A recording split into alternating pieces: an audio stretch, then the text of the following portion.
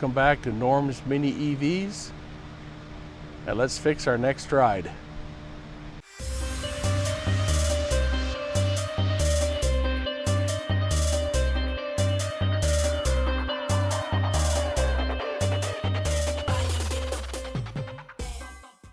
Okay, so this is the battery I'm going to put in this little machine. This is the one that came with it.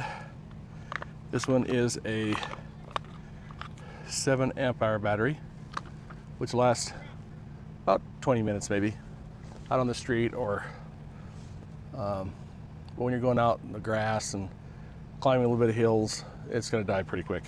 So I'm using an 18 amp hour battery right here. This one seems to fit okay right here.